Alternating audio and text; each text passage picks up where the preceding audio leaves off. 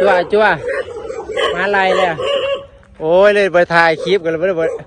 นี่จะเสียงเลยเนาะ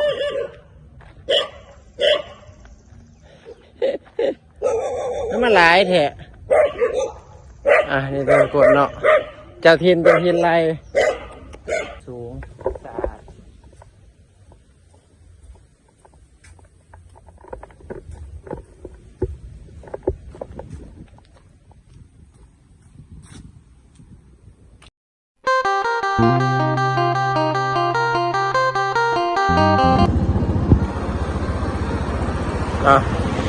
ไปเดินทางมาจากปากซี่ทุกคนเนี่ยวัดโด่งกระโลงเนาะ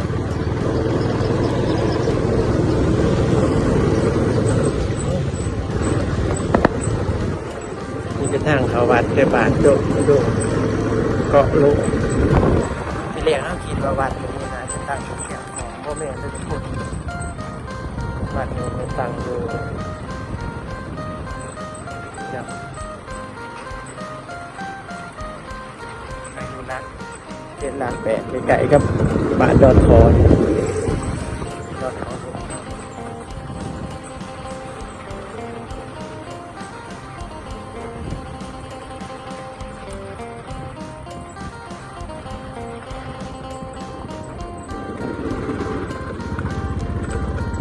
มาหอดแล้วพระอาจารย์วัดพระอาจารย์ใหญ่คำตู่เขาเนาะดอนกอโลกพี่เนาะบนหอดจอดเทิงฮะก็เห็นเพิ่นวัดเป็นโอ้ยใหญ่อลังการเลยมันเนาะ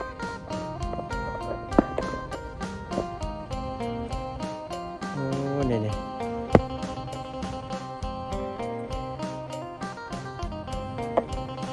คุยจอดรถใช่ไหมเนาะ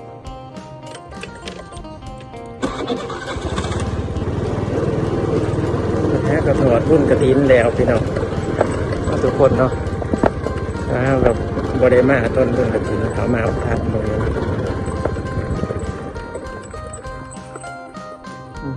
ต่อตาแดด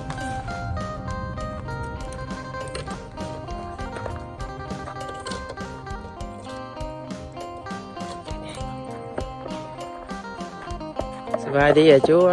โอ้ดีสบายดีพระอาจารย์โอ้บุญหอดจอดเทิงมาเนี่ยเฮ็ดหลังใหม่เฮ็ดยังนี่พระอาจารย์ไง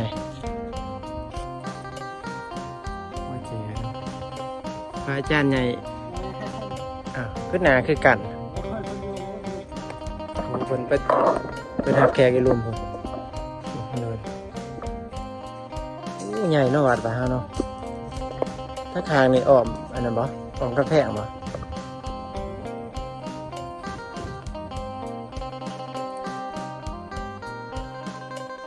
เป็นโน่นสูงหน่อยเนาะ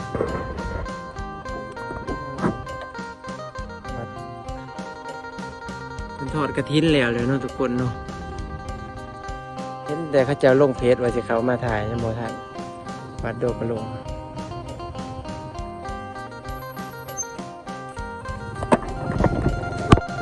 อาจารย์ใหญ่ครับตู่นี่เพื่อสวงมาจวดวาดบาดเฮาเพื่อสวงดังบอกใช่เพื่อสวงอยู่ทางใด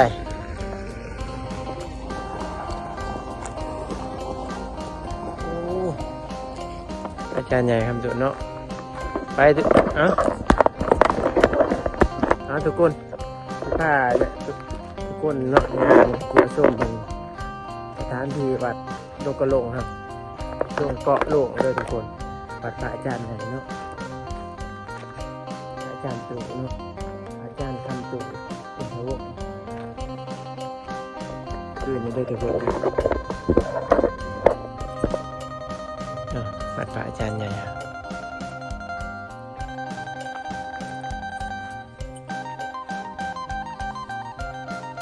โอ้โหเนาะอาจารย์ใหญ่ครับโอ้วัดดังนะทุกคนเนาะโอกาส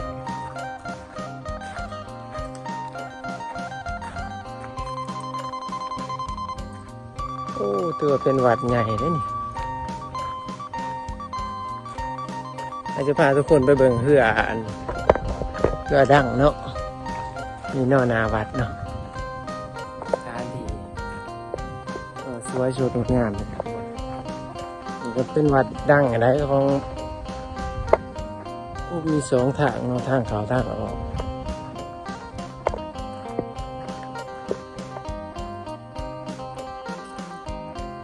ทางเขาเนาะ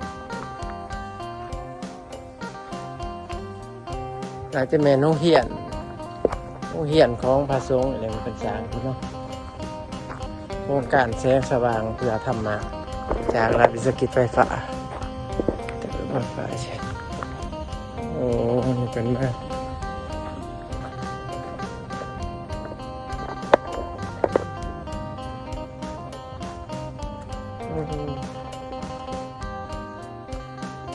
ว่าร้ายขนาดเนาะ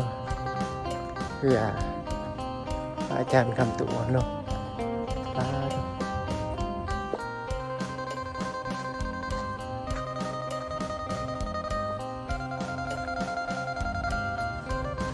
ว่าเป็นวัดดังวัดใหญ่ที่สุด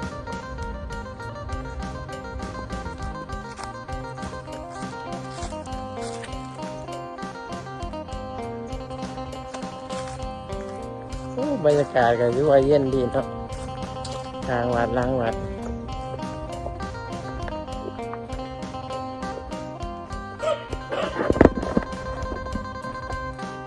เนาะอันนี้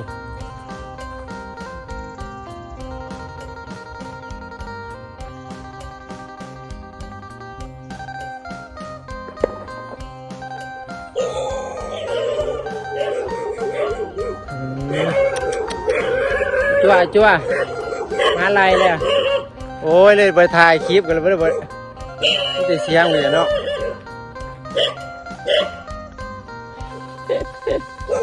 แล้วมันหลายแถะนี่เป็นกดเนาะเจ้าทินไร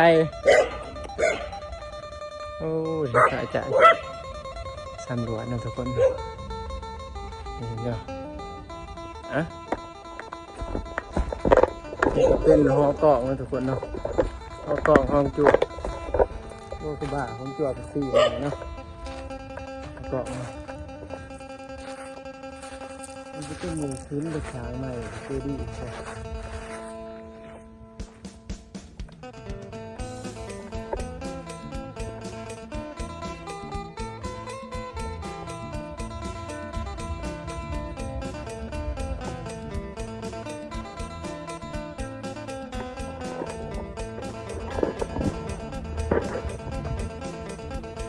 แต่งสวยงาม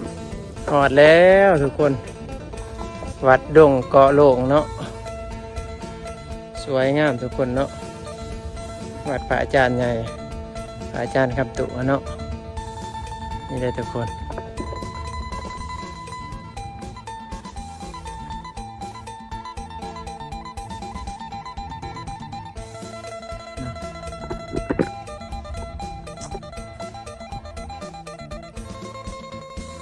ทางเข้ามากุฏิเป็นน้อยมาเจอเนาะมองเป็นปฏิ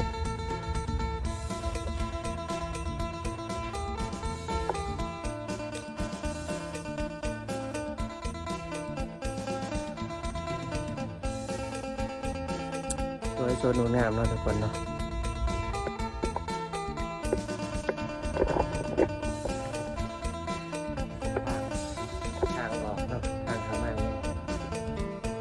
สวยสดงามใหญ่อลังการเลยเนาะวัดเนาะสูงสะอาด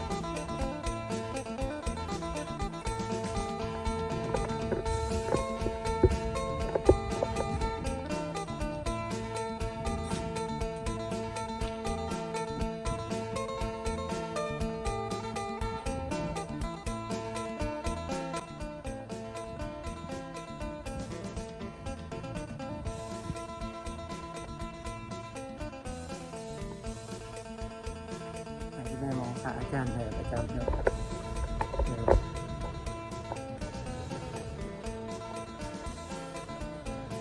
วัดเปล่าลำยะอลัญญาเนาะบ้านดอนกอโลกเนาะทุกคน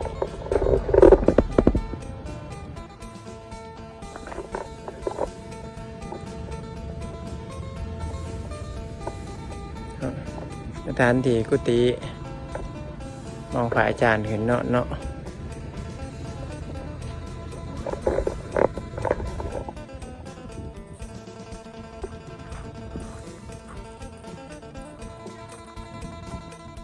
ปฏิบัติธรรม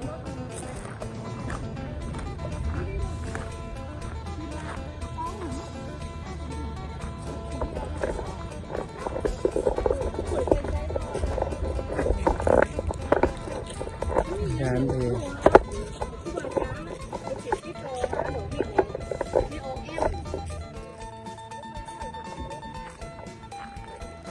เนาะ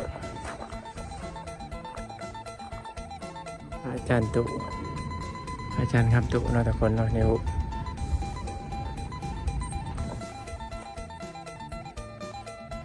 มูลกระถินโอ้งานครับตุรถไฟอาจารย์เป็นหลายคันเนาะ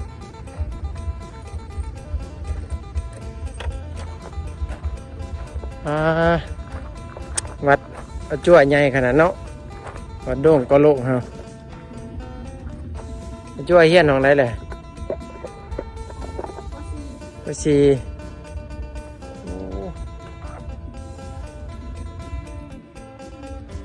นี่หัวเหือสวงหลายลำเนาะพวกพระอาจารย์ไหนเนาะสวงมันคือลำบ่เอาไปแต่ลำเดียวบ่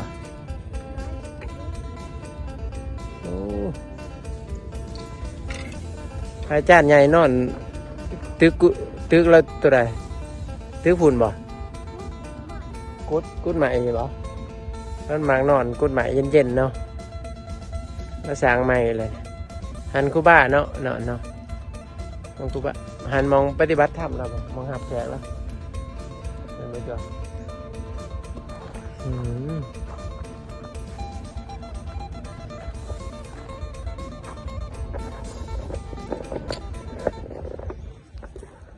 สะอาดจบงามถือว่าสูงทุกคนเป็นโน่นสูงเนาะวัดตัวลงตั้งอยู่โน่นสูงเป็นวัดหนึ่งที่ว่าใหญ่เนาะมีชื่อเสียงโด่งดังเนาะเมืองปากเซ่เฮาวัดก็ลงที่ไพ่ก็ชวนที่ว่าดังและบางก็ลงเนาะทุกคน